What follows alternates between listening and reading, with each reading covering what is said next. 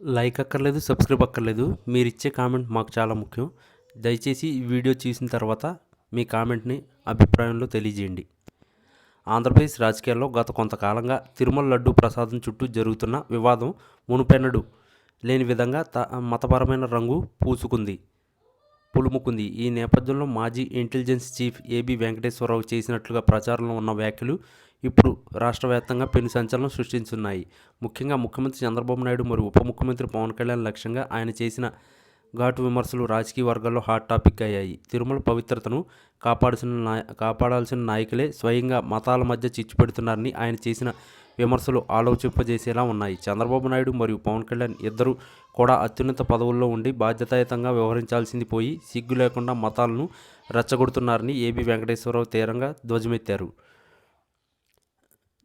ధ్వజమెత్తినట్లు తెలిసింది. గత ప్రభుత్వ హయాంలో లడ్డు తయారీలో జంతువుల కొవ్వు కలిసిందని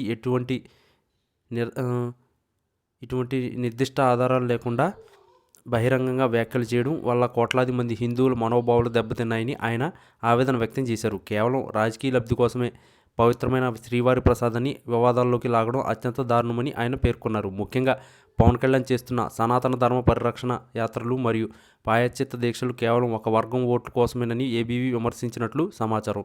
ఒక అధికారిక వ్యవస్థలోనూ లోతుగా పరిశీలించిన వ్యక్తిగా ఆయన చేసిన ఈ వ్యాఖ్యలు కూటమి ప్రభుత్వానికి ఇబ్బందికరంగా మారాయి. లడ్డూలో కల్తీ జరిగిందని చెబుతూనే మరోవైపు విచారణ కమిటీలు వేయడం అంటే ముందుగానే తీర్పు ఇచ్చేసి తరువాత విచారణ చేయడం లాంటిదేనని ఆయన ఎద్దేవా చేశారు. ఇది ప్రజల మధ్య మతపరమైన విద్వేషాలను పెంచి పోషించడమేనని ఆయన అభిప్రాయపడ్డారు.